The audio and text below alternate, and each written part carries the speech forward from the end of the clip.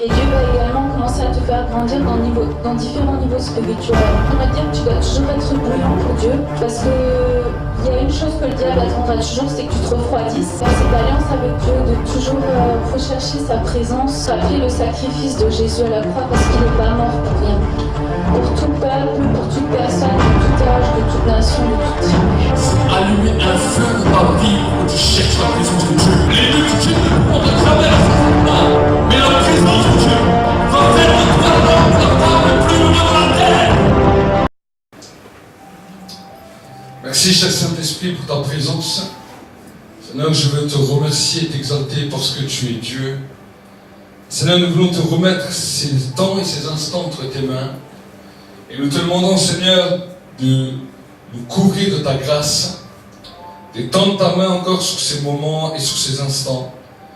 Et que c'est toi, Seigneur, qui puisse accompagner cette parole par des signes, des prodiges et des miracles. Dans le nom de Jésus. Amen. Je vais juste prendre une Bible pour venir lire.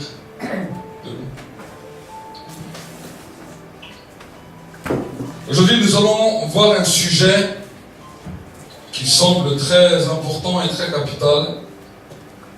Et nous allons voir aussi pourquoi nous adressons seulement nos prières à Dieu le Père au nom de Jésus et qu'aucun autre nom ne puisse venir entraver ce nom, ni même toutes les personnes qui étaient proches de Jésus.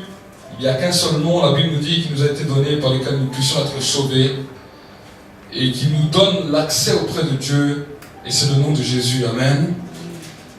Je sais que dans certains milieux, on fait des prières à celle qui était la mère de Jésus sur terre. Mais nous allons voir ensemble, d'après la parole de Dieu, que nous n'avons pas à faire de prière à même celle qui était sa mère sur terre, mais que nous devons seulement faire des prières à Jésus. Et pour que nous puissions comprendre et saisir, nous allons voir un petit peu la parole de Dieu, ce que la parole de Dieu nous dit. Nous allons voir un petit peu quelques aspects de sa vie et quelles ont été les recommandations, même des fois les temps où Jésus n'était pas totalement d'accord toujours avec ce qu'elle voulait faire ou ce qu'elle disait. Nous allons voir ensemble dans la parole de Dieu et j'aimerais vous encourager à ouvrir votre Bible dans le livre de Luc au chapitre 1 et au verset 26, voir ce que la Bible nous dit. Luc, chapitre 1 et au verset 26, nous allons voir ensemble ce que la Bible nous dit.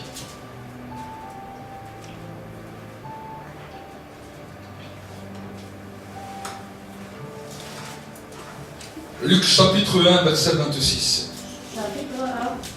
Chapitre 1 au verset 26.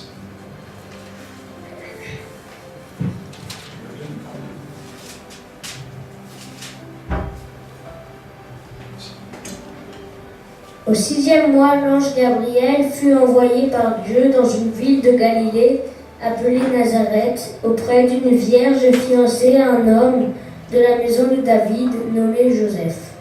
Le nom de la vierge était Marie. L'ange entra chez elle et dit : « Je te salue, toi qui une grâce a été faite. Le Seigneur est avec toi. » Troublée par cette parole, Marie se demandait ce que pouvait signifier une telle salutation. L'ange lui dit : « Ne crains point, Marie, car tu as trouvé grâce devant Dieu. Et voici, tu deviendras enceinte et tu enfanteras un fils, et tu lui donneras le nom de Jésus. Il sera grand et sera appelé Fils du Très-Haut, et le Seigneur Dieu lui donnera le trône de David, son père. Il régnera sur la maison de Jacob éternellement, et son règne n'aura point de fin. » Marie dit à l'ange : « Comment cela se fera-t-il, puisque je ne connais point d'homme ?» L'ange lui répondit : « Le Saint-Esprit viendra sur toi, et la puissance du Très-Haut te couvrira de son ombre. C'est pourquoi le saint enfant qui naîtra de toi sera appelé Fils de Dieu. » Amen. Amen. La Bible nous montre, voici maintenant une des premières dimensions dans lesquelles la Bible nous parle de cette femme. Jusqu'à avant, personne ne parlait de Marie. Mais la Bible nous dit qu'à un moment donné, il y avait un temps de grâce, un temps qui était destiné pour elle, un temps dans lequel elle allait rentrer dans le service dans lequel Dieu l'a appelée. La Bible nous dit que Dieu a appelé chaque homme sur la terre à un service bien particulier. Et c'est ce qu'on appelle le temps de Dieu, le temps kairos de Dieu, le temps favorable de Dieu. Et voici, la Bible nous dit que Marie était arrivée dans son temps favorable. Vous savez que même si elle était appelée, si peut-être pendant ce temps où elle n'avait pas connu d'homme, elle aurait fait peut-être tout et n'importe quoi, elle ne serait jamais été qualifiée, parce que la Bible nous dit que Ésaïe avait prophétisé. Le prophète Ésaïe avait dit que la Vierge enfantera un fils. Amen. C'est le prophète qui avait déjà prophétisé cela. Et nous voyons que dans ce temps où Marie était restée dans ce temps de pureté, voici qu'un ange est apparu pour lui déclarer ce qui allait se produire dans sa vie à partir du temps où l'ange est venu le visiter. Et regardez ce qu'il lui a dit. Il lui a dit: je te salue, toi à qui une grâce a été faite, le Seigneur est avec toi. La Bible ne dit pas que l'ange est venu en commençant à prier à Marie.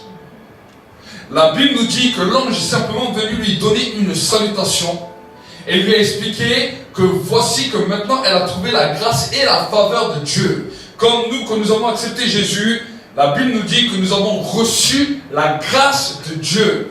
Et le salut qui s'est trouvé en Jésus-Christ s'est manifesté à cause de cette grâce. Et c'est pour cela que l'ange l'a salué et l'ange lui a parlé de cette grâce.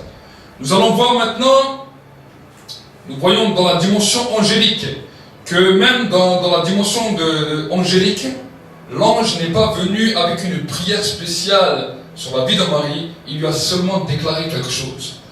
Pourquoi nous devons comprendre cela? Parce que les anges, bien des fois, comprennent mieux les réalités spirituelles et les réalités que Dieu met en place que nous-mêmes les êtres humains. Si l'ange serait venu avec une prière et une adoration, nous aurons conclu que même le monde spirituel aurait donné une adoration à celle qui allait devenir, qui allait enfanter le Christ, qui allait enfanter Dieu qui est fait chair sur la terre. Mais nous voyons que même le monde angélique n'est pas venu auprès de Marie en faisant une prière ou en faisant une adoration, mais est simplement venu en lui annonçant un simple message comme une servante de Dieu. Amen. Maintenant nous allons continuer, nous allons toujours lire dans Luc, toujours chapitre 1er, et nous allons voir le verset 39.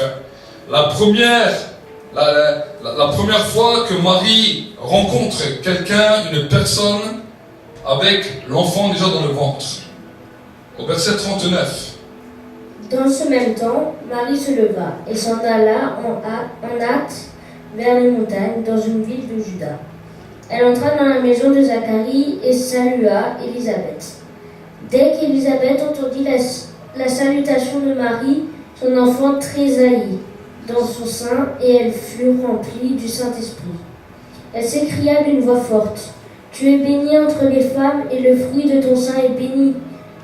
Comment m'est-il accordé que la mère de mon Seigneur vienne auprès de moi? Car voici, aussitôt que la voix de ta salutation a frappé à mon oreille, l'enfant a tressailli d'allégresse dans mon sein. Heureusement, celle qui a cru parce que les choses qui lui ont été dites de la part du Seigneur auront leur accomplissement. Et Marie dit: Mon âme exalte le Seigneur et mon esprit se réjouit en Dieu, mon Sauveur, parce qu'il a jeté les yeux sur la bassesse de sa servante. Car voici désormais toutes les générations me diront bienheureuse, parce que le Tout-Puissant a fait pour moi de grandes choses. Son nom est saint et sa miséricorde s'entend d'âge en âge sur ceux qui le craignent. Il a déployé la force de son bras. Il a dispersé ceux qui avaient dans le cœur des pensées orgueilleuses. Il a renversé les puissances de leur trône et il a enlevé les humbles. Il a rassasié des biens les affamés. Il a renvoyé les riches à vide. Il a secouru Israël, mon serviteur, et il s'est souvenu de sa miséricorde, comme il l'avait dit à nos pères envers Abraham et sa prospérité pour toujours. Amen. Nous voyons là que Marie se rendit chez sa cousine Élisabeth. Et qu'au moment où Marie commence à donner une salutation à sa cousine, les deux femmes étaient enceintes. Et la Bible nous dit que Élisabeth avait dans son sein le prophète. Et que Marie avait dans son sein celui qu'on appelle le Fils de Dieu, Jésus-Christ. Et la Bible nous dit qu'au moment même où Marie a lancé la salutation à sa cousine, l'onction a été transmise et son enfant, qui était dans son ventre, Jean-Baptiste, fut rempli à partir de ce moment-là du Saint-Esprit. Et nous voyons maintenant que dans la dimension où Élisabeth fut remplie du Saint-Esprit ainsi que son enfant, nous voyons que maintenant Élisabeth dit une déclaration. Il lui dit: tu es bénie entre les femmes et le fruit de ton sein est béni. Comment m'est-il accordé que la mère de mon Seigneur vienne chez moi? Nous voyons encore là que malgré qu'elle fut remplie du Saint-Esprit, nous ne voyons pas que Élisabeth a adressé une prière spéciale à Marie. Il lui a seulement dit: voilà, que tu as été bénie à cause de ce qui t'est fait, ce qui t'est accordé. Mais nous ne voyons en aucun cas que Élisabeth vient demander ou vient faire une prière à Amen. Mais quand ensuite Marie commence à parler, regardez ce qu'elle nous dit: heureuse celle qui a cru à l'accomplissement de ce qui lui a été dit de la part du Seigneur. Et Marie dit: mon âme exalte le Seigneur, et mon âme a de l'allégresse en Dieu mon Sauveur, parce qu'il a jeté les yeux sur la bassesse de sa servante. Voici maintenant, elle dit quelque chose qui va lui poser problème. Car voici, désormais, toutes les générations me diront bienheureuse, parce que le Tout-Puissant a fait de grandes choses pour moi. Voici une parole qui, dans peu de temps, vous allez voir ensemble dans la Bible, quand on va suivre un petit peu l'évolution, voici que cette parole va lui poser problème plus tard. Et c'est une parole comme ça qui pose encore des problèmes même jusqu'à aujourd'hui. Parce que vous savez que le diable a malheureusement essayé d'utiliser cette parole, pas simplement pour que les générations la disent bienheureuse, mais pour que même aujourd'hui, encore au XXIe siècle, des hommes et des femmes puissent la mettre sur un piédestal à l'égard de Dieu et lui donner une adoration et prier à travers elle. Mais ce n'était pas le plan de Dieu et ce n'est toujours pas le plan de Dieu jusqu'à aujourd'hui. Et si nous pouvons voir encore un peu plus loin, nous allons continuer dans le verset 2, Luc au chapitre 2, et le verset 15 à 19. Nous allons voir ensemble ce que la Bible nous dit. Regardez, elle continue. 15 à 19. Lorsque les anges les eurent quittés pour retourner au ciel, les bergers se disent les uns aux autres: allons jusqu'à Bethléem et voyons ce qui est arrivé. Ce que le Seigneur nous a fait connaître. Ils y allèrent en hâte, et ils trouvèrent Marie et Joseph et le petit enfant couché dans la crèche. Après l'avoir vu, ils racontèrent ce qu'il leur avait dit au sujet de ce petit enfant. Tous ceux qui les entendirent furent dans l'étonnement de ce que leur disaient les bergers. Marie gardait toutes ces choses et les repassait dans son cœur.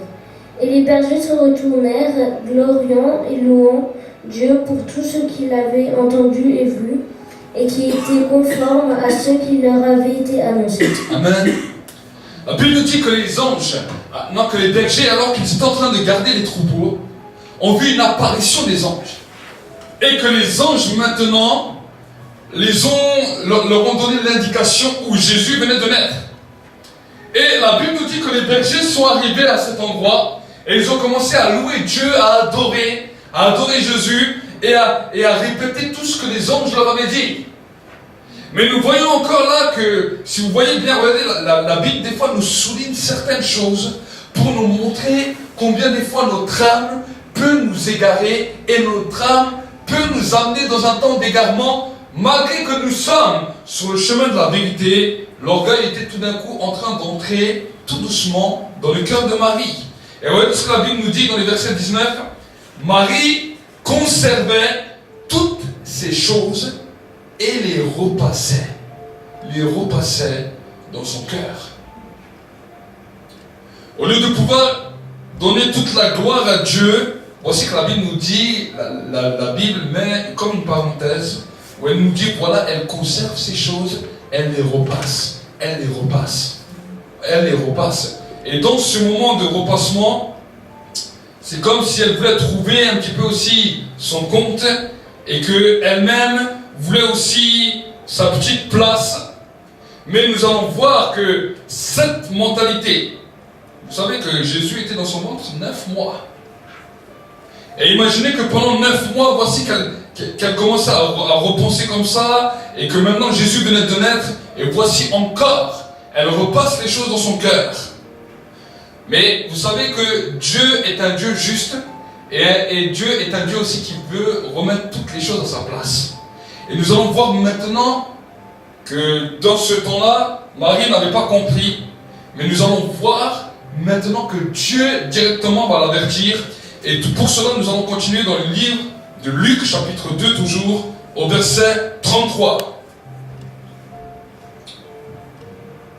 Joseph et sa mère étaient dans l'admiration des choses qu'on disait lui. Siméon les bénit et dit à Marie, sa mère, « Voici cet enfant est destiné à amener la chute et le relèvement de plusieurs en Israël, et à devenir un signe qui provoquera la contradiction, et à toi-même une épée te transpercera l'âme, afin que les pensées de beaucoup de cœurs soient dévoilées. » Amen. La Bible nous dit que voici maintenant, voici que c'était le temps où on devait amener Jésus au temple.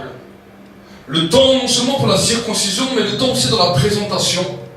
Et la Bible nous dit que pendant ce temps, alors que Siméon est en train de les bénir, Siméon est en train de prophétiser sur Jésus, de déclarer tout ce qui allait se passer à travers sa vie, regardez ce que la Bible nous dit. Siméon les bénit et dit à Marie. La Bible ne nous dit pas qu'il a dit à Marie et Joseph. La Bible nous dit et dit à Marie, sa mère, voici cet enfant est là pour la chute et le relèvement de beaucoup en Israël, et comme un signe qui provoquera la contradiction. Mais maintenant il se tourne vers elle. Et toi-même, une épée te transpercera l'âme, afin que les pensées de beaucoup de cœurs soient révélées. Voici que le prophète est en train de dire comme ça un avertissement sur ce que Marie était en train de conspirer dans son cœur, sur les choses que Marie gardait dans son cœur, sur les choses que Marie gardait pour elle, pour avoir aussi un petit peu sa part de gloire. La Bible nous dit que le prophète, que le Dieu Siméon était venu et lui a dit une épée te transpercera le cœur, te transpercera l'âme. C'est comme ça que c'est dit, regardez. Et toi-même, une épée te transpercera l'âme, afin que les pensées de beaucoup de cœurs soient révélées. Pourquoi le prophète lui a dit cela? Parce que si elle aurait continué, c'est elle-même à un moment donné qui aurait aussi demandé autant d'adoration qu'on donnait à Jésus. Mais le prophète est venu déjà pour l'avertir qu'une épée lui transpercera l'âme de toutes ce qu'elle ressassait dans son cœur, afin que les pensées de beaucoup de cœurs puissent être révélées. Et je crois que cette parole aujourd'hui, dans le 21e siècle, a une grande capitale, parce que le diable a essayé d'utiliser ces choses, d'utiliser ces pensées qui ressassaient dans le cœur pour essayer de détruire toute une génération qui était dans le christianisme, en amenant une prière à Marie, à la Vierge, alors que la Bible nous dit que la seule personne que nous devons adorer, la seule personne que nous devons prier est Jésus-Christ. Et là nous voyons cet avertissement qui aurait dû la faire raisonner. Mais quand nous allons voir un petit peu la suite, nous allons voir que ça va un peu calmer, mais ça ne va pas totalement calmer. Si on peut continuer toujours à lire dans le livre de Luc, au chapitre 2, versets 48 à 50, voir ce que la Bible nous dit.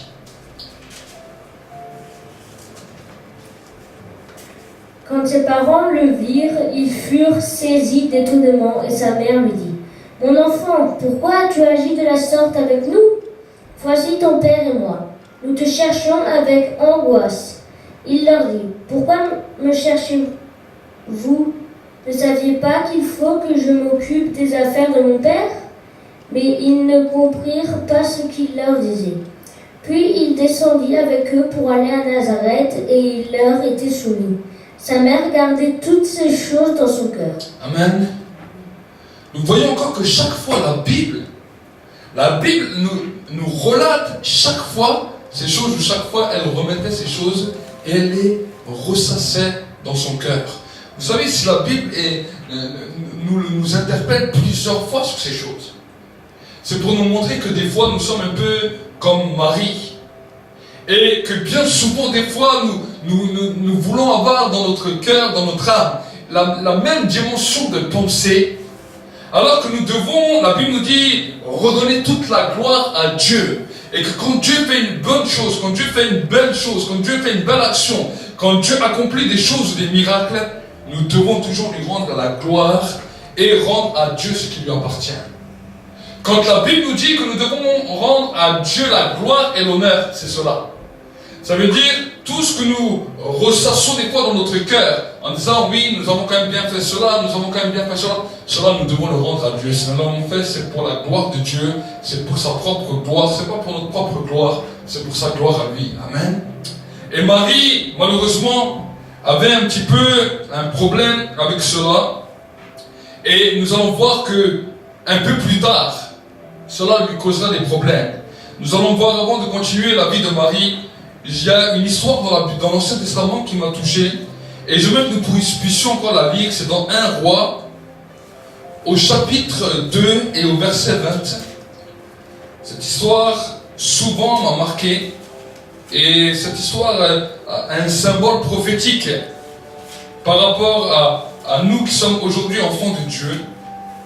1 Roi, chapitre 2 et au verset 20. Pour que vous puissiez comprendre. 1 Roi, chapitre 2 et au verset 20. Si tu veux lire. Puis elle dit: J'ai une petite demande à te faire. Ne me la refuse pas. Et le roi lui dit: Demande ma mère, car je ne te refuserai pas. Elle dit qu'Abishag, la Sunamite, soit donnée pour femme à Adonia, ton frère. Le roi Salomon répondit à sa mère: Pourquoi demandes-tu Abishag, la Sunamite, pour Adonia? Demande donc la royauté pour lui, car il est mon frère aîné. Pour lui, pour le sacrificateur Abiatar, et pour Joab, fils de Tséroua.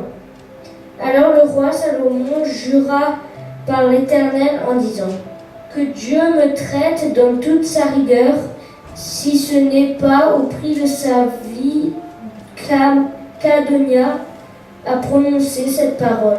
Maintenant, l'Éternel est vivant, lui qui m'a affermi et m'a fait asseoir sur le trône de David, mon père, et qui m'a fait une maison selon sa promesse.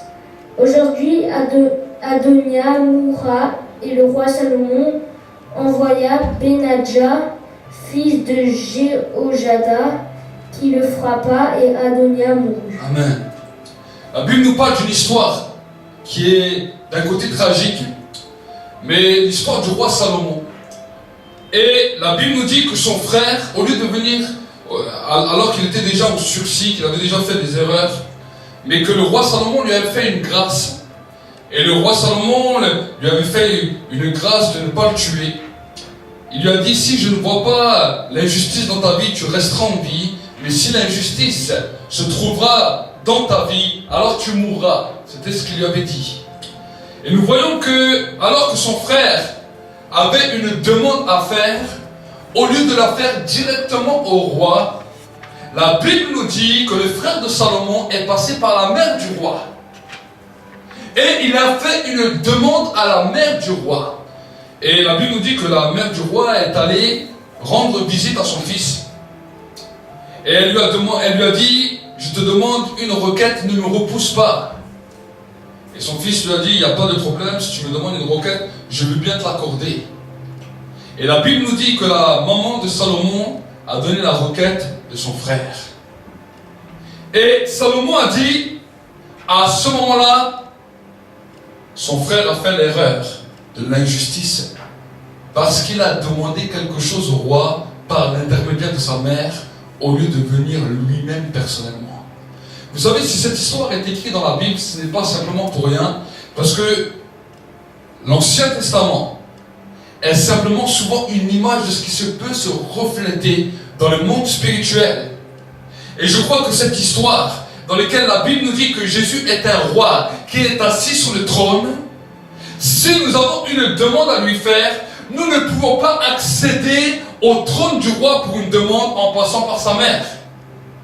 De la même manière que Salomon a déclaré, c'était grave, parce que la Bible nous dit qu'il y avait carrément une déclaration de mort, parce que simplement, il a passé par sa mère et il n'est pas allé vers le roi lui-même. Ça veut dire quoi?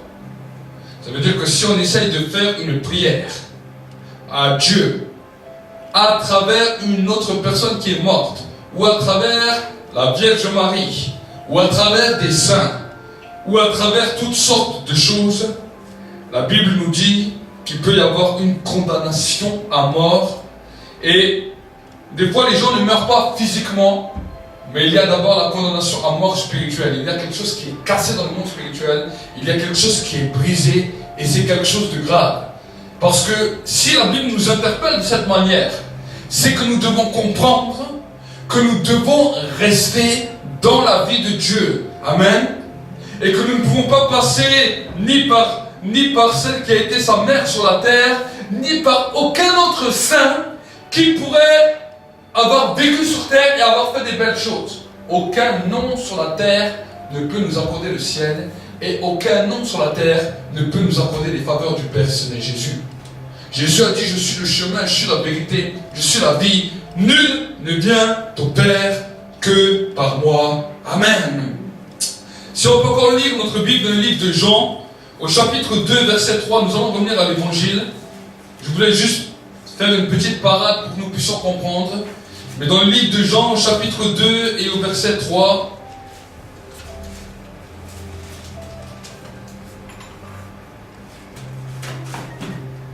nous voyons Jésus qui commence son ministère. Et nous voyons encore là que, voilà, malheureusement, sa maman vient encore dedans.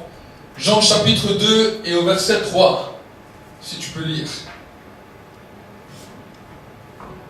Le vin ayant manqué, la mère de Jésus lui dit, « Ils n'ont plus de vin. » Jésus lui répondit, « Femme, qu'y a-t-il entre moi et toi? Mon heure n'est pas encore venue. » Sa mère dit au serviteur, « Faites ce qu'il vous dira. » Or, il y avait là 6 vases de pierre destinés aux purifications des Juifs et contenant chacun d'eux ou 3 mesures. Amen. Nous voyons là un temps où Jésus allait commencer son ministère et les noces de Cana étaient le premier miracle que Jésus a fait. Et nous voyons là que Jésus se trouvait à un mariage et que dans ce mariage, il manquait de vin. Et voici que Jésus est là, que Jésus, son temps n'était pas encore arrivé. Le temps kairos de Dieu, le temps dans lequel il devait commencer à accomplir les choses, n'était pas encore arrivé. Mais voici que sa mère, parce qu'elle se recensait toutes ces choses dans son cœur, et que elle, son désir, c'était que d'arriver au moment, au jour J, à l'heure H, et de voir ces choses, a voulu un petit peu presser les choses. Et nous voyons là que Jésus, même lui-même, qui est Dieu, a dû commencer à la reprendre. Il dit, femme, qu'y a-t-il? Qu'est-ce qu'il y a entre toi et moi? Mon heure n'est pas encore venue. Il lui dit cela. Il lui dit cela. Mais nous voyons que la mère de Jésus lui dit au serviteur, faites tout ce qu'il vous dira. Et là encore, elle veut faire les choses comme elle veut, alors que Jésus lui-même a dû la reprendre. Amen. Pourquoi cela nous est marqué dans la Bible? Pour que nous puissions comprendre que toutes les choses que Dieu veut faire, il ne veut pas les faire parce qu'une personne le pousse, mais il veut le faire parce que c'est dans son temps et parce que nous voulons lui donner chaque fois toute la gloire et tout l'honneur à lui et à lui seul. Amen. Et nous voyons encore dans la Bible, dans le livre de Jean 19, verset 26, que même Jésus, quand il était à la croix, regardez, Jean 19, verset 26, on va commencer par le verset 25, je vais lire. Près de la croix, Jésus se tenait, sa mère et la sœur de sa mère, Marie-Madeleine et Clopas et Marie-Madeleine. Jésus, voyant sa mère et debout auprès d'elle, le disciple qu'il aimait, dit à sa mère, « Femme, voici ton fils. » Puis il dit au disciple, « Voici ta mère. » Et dès cette heure-là, le disciple a pris chez lui. Après cela, Jésus, qu'il savait que déjà tout était achevé, dit, afin que l'écriture soit accomplie, « J'ai soif. » Amen. Nous voyons que Jésus a dû, déjà sur la terre, quand il exerçait son ministère, quand il était petit, quand il était enfant, a dû toujours essayer de remettre ces choses en place. Et nous voyons même qu'à un moment dans la Bible, si vous lirez chez vous dans le livre de Marc, à un moment donné, même sa mère, ses frères, commençaient à le chercher. Commençaient à chercher Jésus. Si on peut lire, on va lire tout de suite dans le Marc 31, verset 1er, voir ce que la Bible nous dit. Je vais lire pour aller un peu plus vite, pour que nous puissions voir les références et les versets aussi, c'est important.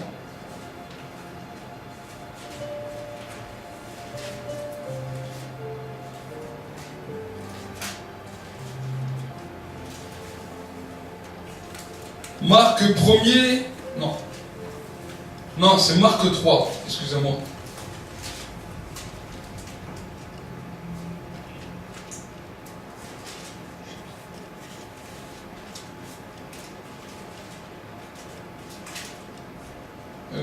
Non, excusez-moi, c'est Luc 11, verset 27. Luc 11, verset 27. Je suis trompé là. Luc 11, verset 27. La Bible nous dit la chose suivante. Tandis que Jésus parla ainsi, une femme éleva la voix au milieu de la foule et dit, « Heureux le sein qui t'a porté et les mamelles qui t'ont allaité. » Mais il leur répondit, « Heureux plutôt ceux qui écoutent la parole de Dieu et qui la gardent. » Dans la dimension même du ministère de Jésus, on voulait toujours venir et mettre sa mère avec lui.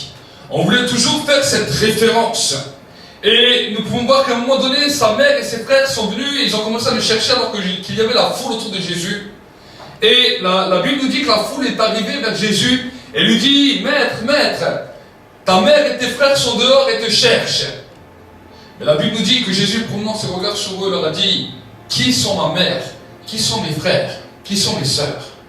Il a dit, « Ce sont ceux et celles qui font la volonté de mon Père qui est dans le ciel. » Nous pouvons voir encore là, alors que Jésus est en train de prêcher, que la gloire est en train de se manifester, le diable a essayé de pousser les gens à l'amener dans une dérive pour que l'adoration de la Vierge puisse commencer à être faite.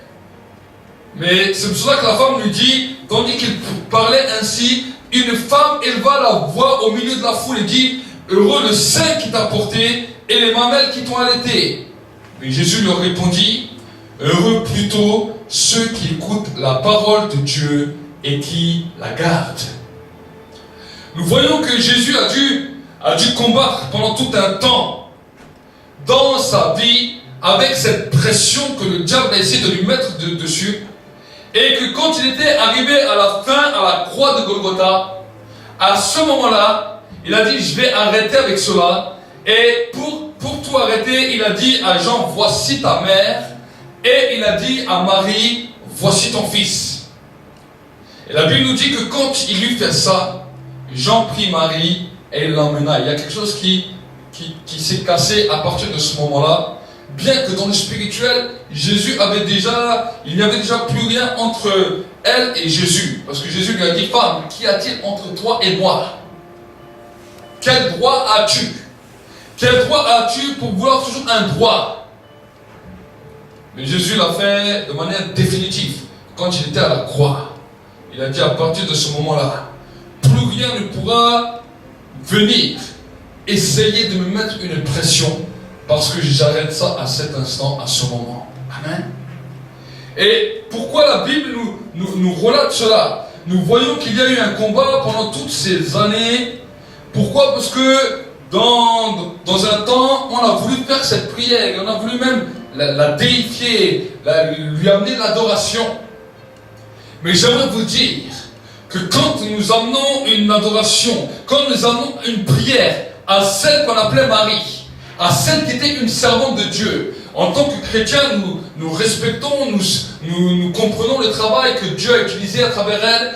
Nous savons que Dieu l'a utilisé pour enfanter le Christ. Nous savons que Dieu l'a pris alors qu'elle était vierge et que le Saint-Esprit l'a couvert pour que Jésus puisse venir dans son sein. Nous croyons à cela. Nous respectons cela. Nous respectons son zèle et son acceptation quand l'ange est venu la voir. Mais par contre, la Bible nous dit que quand après Jésus fut né, Joseph a connu Marie. Et Marie n'était plus vierge. Parce qu'ensuite, elle a eu des enfants. Elle a enfanté d'autres enfants. Et à ce moment-là, son temps était passé. Elle a été une servante dans le temps que Dieu a destiné. Nous reconnaissons cela. Mais jamais nous irons au-delà de cela en lui donnant des prières et en lui donnant même des invocations. Parce que la Bible nous dit qu'en faisant cela, il y a une condamnation à mort qui peut tomber sur nous. C'est quelque chose de grave et c'est quelque chose qui peut qui doit nous interpeller et nous réveiller ce soir. Pourquoi je dis cela? Pourquoi je dis cela? Parce que malheureusement, le christianisme a perdu de sa puissance, le christianisme a perdu de son autorité parce que nous avons enfreint certaines règles que Dieu lui-même avait établies. La Bible nous dit qu'il n'y a aucun nom sous le ciel, aucun autre nom sous le ciel par lequel nous puissions être sauvés, par lequel nous puissions être guéris et par lequel nous puissions demander des prières au Père. Aucun autre nom que celui de Jésus. Jésus, quand il a parlé de la prière, il a dit tout ce que vous demanderez au Père en mon nom, croyez que vous l'avez reçu, vous le verrez s'accomplir. Jésus a parlé de son nom. Jésus n'a pas donné à ses disciples le nom de sa mère. Il n'a pas donné le nom d'un saint. Il n'a pas donné le nom d'une personne qui a fait des bonnes actions sur terre. Il a donné son nom. Amen. Et c'est dans le nom de Jésus que nous sommes sauvés. C'est dans le nom de Jésus que nous sommes guéris. Et c'est dans le nom de Jésus que nous avons l'ouverture du ciel sur nos vies et que nous avons la vie et la vie en abondance. La Bible nous dit que Jésus a dit, je suis venu afin que mes brebis aient la vie et qu'elle l'ait en abondance. Et quand nous commençons à transgresser certaines règles dans nos propres vies, dans notre propre spiritualité, nous amenons malheureusement une mort spirituelle sur nous. Amen. Nous pouvons voir que dans certains courants du christianisme, la mort est venue par l'adoration de la Vierge. Mais nous pouvons voir à travers toutes les autres religions, beaucoup d'autres sectes même qui sont nées, que pas simplement des adorations à la Vierge ont été faites, mais il y a eu des anges qui ont commencé à essayer de prendre des gloires. Et c'est pour cela que l'apôtre Paul, à un moment donné, a été clair. Il a dit, même si un ange venait vous annoncer un autre évangile, la Bible nous dit qu'il soit anathème. Anathème veut dire maudit. Et nous pouvons voir plusieurs doctrines qui sont suivies après l'évangile, et dans lesquelles un ange est venu visiter des hommes et amener une autre doctrine, un autre message. Nous pouvons voir les Mormons, un ange est venu chez John Smith et lui a apporté un autre message. Nous pouvons voir l'islam, un ange est venu chez Mohammed et lui a amené un message. Nous pouvons voir différentes religions qui sont succédées et qui ont commencé à pervertir la dimension de l'évangile. Ils ont pris certaines choses de l'évangile et ils en ont perverti.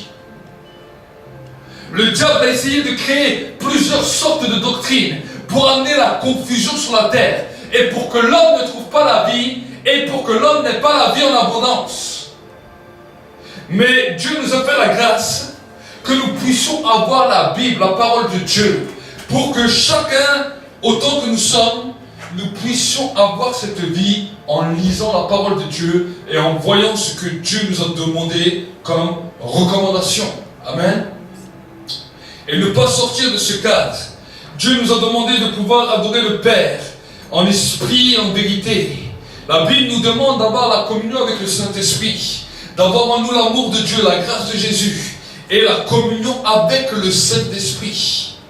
Mais toute autre raison d'être, tout autre genre de prière dans lesquelles on va commencer à prier par l'intermédiaire d'un homme ou qu'on voudra adresser des prières à un homme ou à un mort ou à un saint ou même à celle qu'on appelle la mère de Jésus qui était sur terre, la Bible nous dit que c'est une condamnation de mort que nous amenons sur notre vie. Il y a une condamnation à mort. Il y a une condamnation de notre vie spirituelle qui commence à mourir. Et c'est comme si, quand nous commençons à faire cela, c'est comme si quelque chose se brise. C'est comme si quelque chose se coupe. C'est comme si quelque chose s'arrête dans notre marche avec Dieu et dans notre communion avec Dieu. Amen. Donc vraiment, c'est ce que j'aimerais vraiment vous encourager. Et j'aimerais aussi vous encourager à peut-être sur le net, si vous avez fait ce genre de prière, vous savez, parce que des fois on a été éduqués dans certains dogmes, dans certaines manières de prier, dans certaines manières de marcher. Si nous avons fait d'autres prières que celles adressées à Jésus, si nous avons fait des prières à la Vierge, nous avons amené sur nos vies un esprit de mort, à nous maintenant de nous repentir, à nous maintenant de crier à Dieu, de demander à Dieu maintenant pardon pour ce péché, pour que maintenant la réconciliation avec le Père, la réconciliation avec le ciel puisse être faite. Amen. Même si nous avons fait des prières à des anges, les anges sont nos compagnons de service. Les anges sont là pour nous aider. Nous pouvons parler avec eux. Nous pouvons libérer leur ministère dans nos vies. Mais nous n'adressons pas des prières par l'intermédiaire d'un ange à Dieu. Nous avons toujours la dimension de nos prières qui monte à Dieu pour la gloire de Dieu le Père et pour la gloire de son Fils Jésus-Christ et pour la gloire du Saint-Esprit. Amen.